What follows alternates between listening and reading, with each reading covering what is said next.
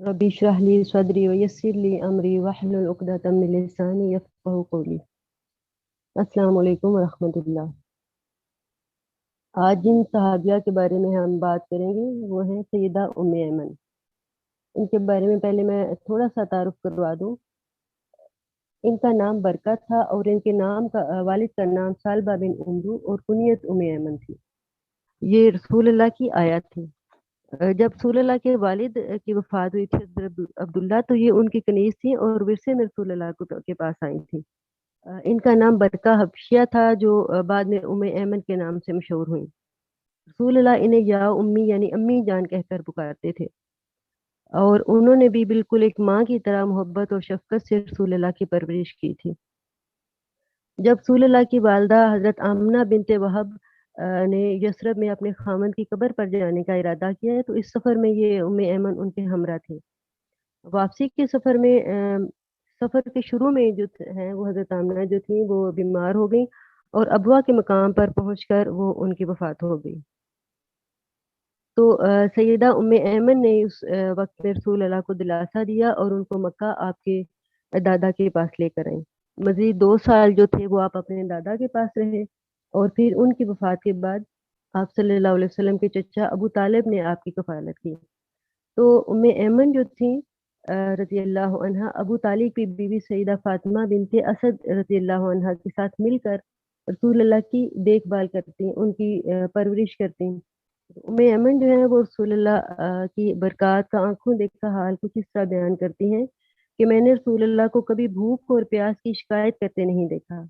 जब आप सुबह के वक़्त आम तौर पर आप सुबह के वक़्त ज़मज़म पी लेते, तो बसा औक़ात हम दिन में अगर उनको खाने के लिए कुछ पूछते या देते तो आप फरमाते ला उरीदु अना शबआन, मैं खाना नहीं चाहता, मेरा पेट भरा है।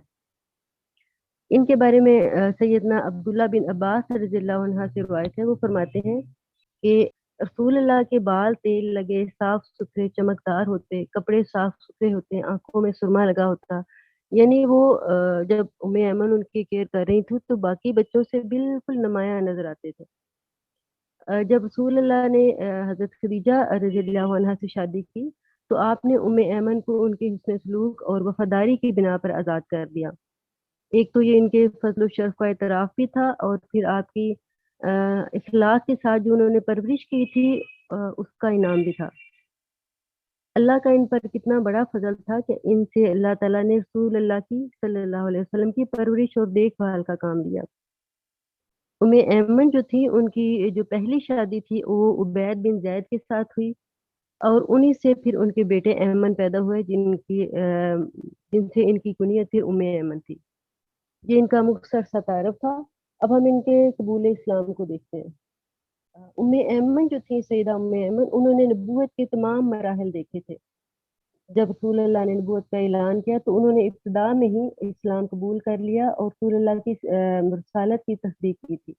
लेकिन इनके जो खावंद उबैद बिन ज़ैद थे उन्होंने इस्लाम कबूल करने से इनकार कर दिया, जिसकी वजह से इन दोनों के दरमियान जुदाई हो गई। उम्मे ऐमन की जो दूसरी शादी थी उसके बारे में सुफियान बिन उकबा फरमाते हैं कि उम्मे ऐमन रसूलुल्लाह की बहुत ताज़ीम और तकरीम करती हैं और आपकी नहायत मोहब्बत और शफ़क़त के साथ देखभाल करती हैं। एक दिन रसूलुल्लाह ने फरमाया, जिसको ये चीज़ अच्छी लगती है कि वो किसी जन्नती खातून के साथ शादी कर ले, वो उम्मे ऐमन के साथ शादी कर ले। इसके बारे में है कि सैयदना ज़ैद बिन हारिसा जो थे, उन्होंने फ़ौरन सैयदा उम्मे ऐमन से शादी कर ली। अच्छा, ये ज़ैद बिन हारिसा कौन थे? ये रसूलुल्लाह के जलीलुल कदर सहाबा में से थे और आपके आज़ाद करदा गुलाम थे, जिनको पहले रसूलुल्लाह का मुँह बोला बेटा भी कहा जाता था, लेकिन बाद में इस चीज़ को फिर ममनू कर दिया गया। ये वो उन सहाबा में से थे जिन्होंने इस्लाम कबूल करने में सबकत का एज़ाज़ हासिल किया और गुलामों में इन्होंने ज़ैद बिन हारिसा ने सबसे पहले इस्लाम कबूल किया था। और इसीलिए और जब उन्होंने रसूलुल्लाह का ये फरमान सुना कि जिसे ये बात पसंद है कि वो किसी जन्नती औरत के साथ शादी करना चाहता हो, तो वो उम्मे ऐमन के साथ शादी कर ले, तो ज़ैद बिन हारिसा ने इसमें देर नहीं लगाई, उन्होंने फ़ौरन उनसे शादी कर ली। अच्छा, यहाँ पे हम देखते हैं कि हज़रत ज़ैद जो थे वो उनके बारे में कहा जाता है कि वो सुर्ख़ व सफ़ेद रंगत के मालिक थे, जबकि उम्मे ऐमन स्याह फ़ाम भी थी और उम्र में उनसे काफ़ी बड़ी थीं। लेकिन इसके बावजूद उन्होंने शादी में देर नहीं लगाई। اس سے پتہ چلتا ہے کہ وہ لوگ جو تھے وہ آخرت اورینٹیڈ پیپل تھے. ان کے شادی بیاہ کے معیار معاملات جو تھے وہ آخرت اورینٹیڈ ہوتے تھے، اور دیکھا جائے تو ہم سے بالکل مختلف معیار تھے. جب سیدہ ام ایمن کی شادی سیدنا زید بن حارثہ سے ہوئی تو ان کے بیٹے اسامہ بن زید پیدا ہوئے. رسول اللہ جو تھے اس پورے کنبے سے بہت زیادہ محبت اور پیار کرتے تھے. صحابہ کرام جو تھے انہوں نے اسامہ کا نام محبوب ابن محبوب رکھ دیا تھا، اور اس سارے کنبے کی سے جو کنبے سے ام ایمن سے، حضرت زید سے، حضرت اسامہ سے نبی صلی اللہ علیہ وسلم محبت بھی کرتے ہیں، اور اس کنبے کی ان کے نزدیک بڑی قدر و منزلت بھی تھی. اس میں آپ صلی اللہ علیہ وسلم کا فرمان ہے کہ اے زید، آپ فرماتے ہیں اے زید تو میرا ہمدم اور مجھ سے ہے اور مجھے ساری قوم سے زیادہ پیارا ہے.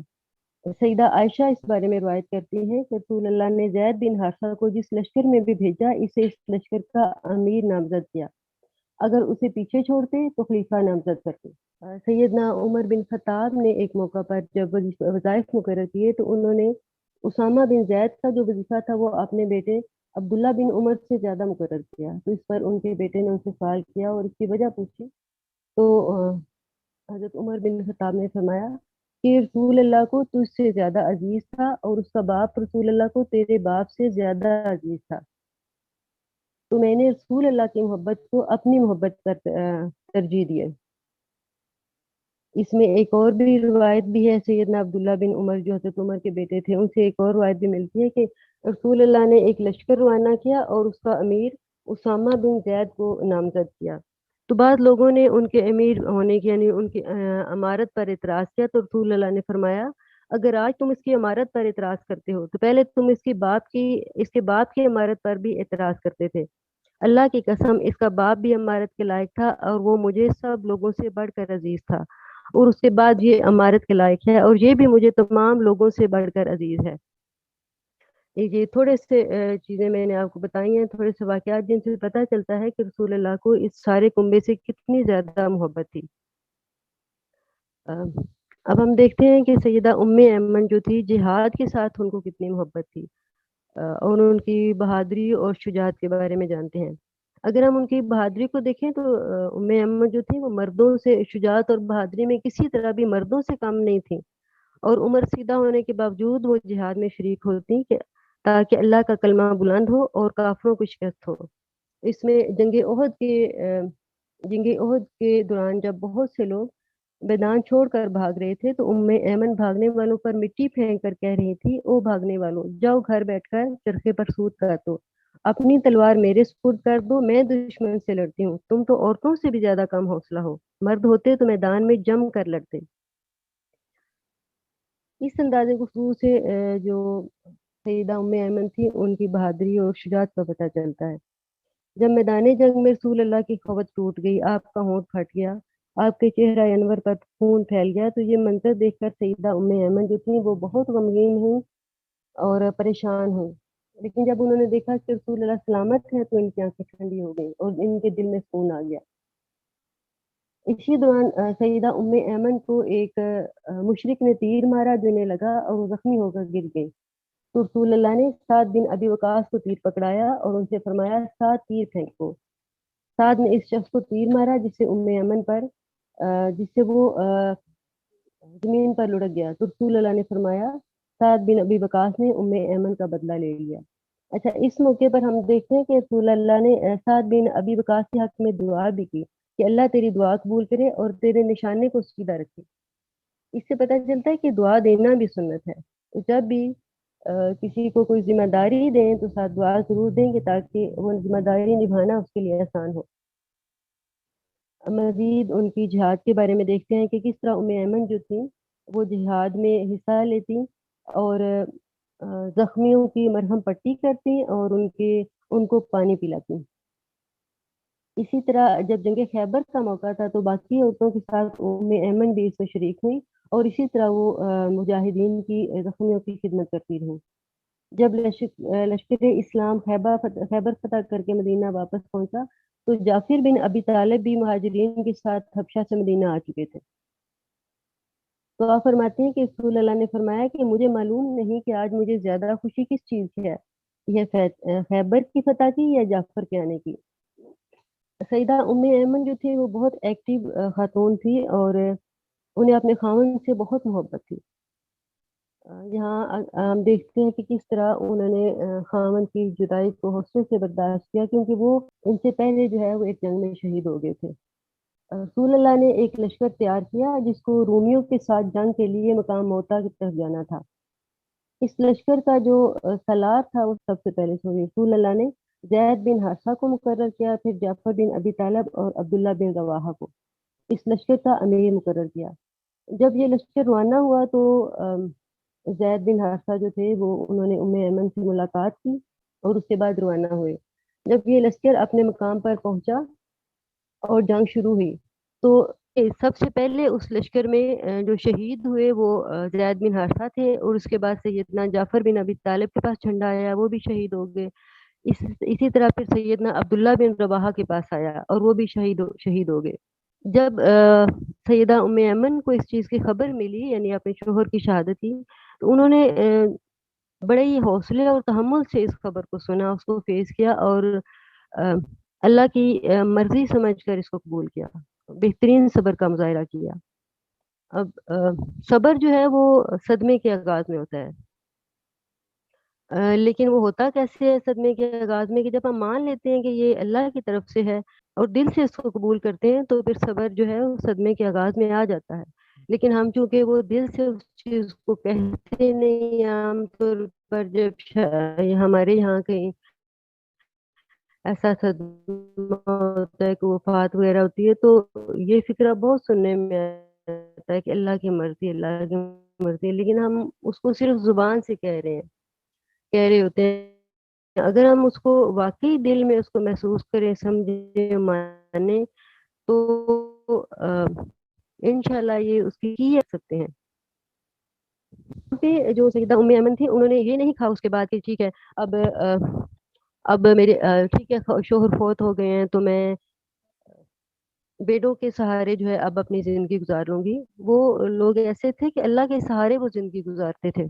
تو اس لیے ہم دیکھتے ہیں کہ جب اس کے بعد جنگ حنین کا موقع تھا تو سیدہ ام ایمن نے حضرت اسامہ بن زید جو ان کے بیٹے تھے، عورت کریں رسول اللہ کا ساتھ دیں۔ تو جنگ حنین میں جو ایمن تھے رضی اللہ عنہ، یہ وہ صحابی تھے جو جب اللہ کے گرد ڈٹے رہے تھے، اور اسی دوران جو تھی پھر ان کی شہادت ہوئی تھی۔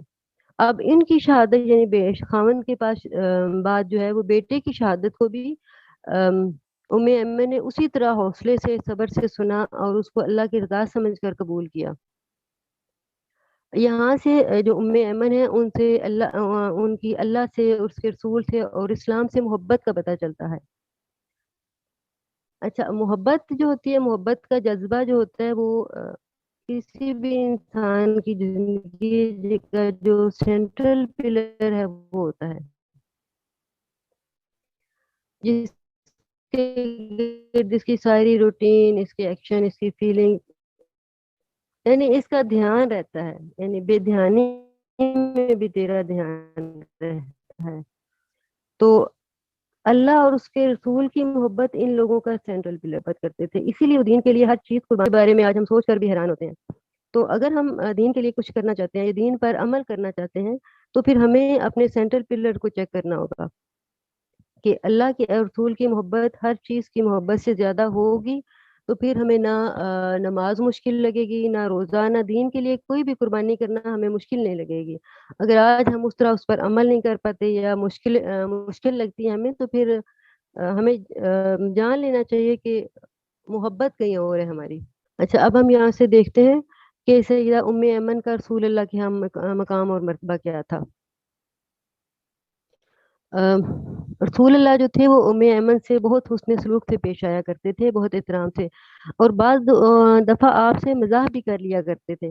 ایک دفعہ کا ذکر ہے کہ سیدہ ام ایمن نے رسول اللہ سے کہا کہ آپ مجھے سواری فراہم کریں، تو آپ نے ان سے ارشاد فرمایا میں آپ کو اونٹ کے بچے پر سوار کروں گا۔ انہوں نے کہا کہ اونٹ کا بچہ میرا بوجھ برداشت نہیں کر سکے گا، اے اللہ کے رسول، میں اونٹ کے بچے پر سوار نہیں ہونا چاہتی۔ تو رسول اللہ نے فرمایا کہ میں آپ کو ہر صورت اونٹ کے بچے پر ہی سوار کروں گا۔ تو اصل میں رسول اللہ کے یہ فرمان بالکل پر حق تھا، کیونکہ ہر اونٹ جو ہے وہ بالآخر اونٹ کا بچہ ہی ہوتا ہے، خواہ وہ کسی بھی عمر کا ہو۔ سیدہ ام ایمن جو تھی وہ رسول اللہ سے بات کرنے میں کوئی ہچکچاہٹ اور جھجک محسوس نہیں کرتی تھی، اور یہ وہ صحابیہ تھیں جن کو نبی صلی اللہ علیہ وسلم نے خود اپنے مبارک ہاتھوں سے پانی پلایا تھا۔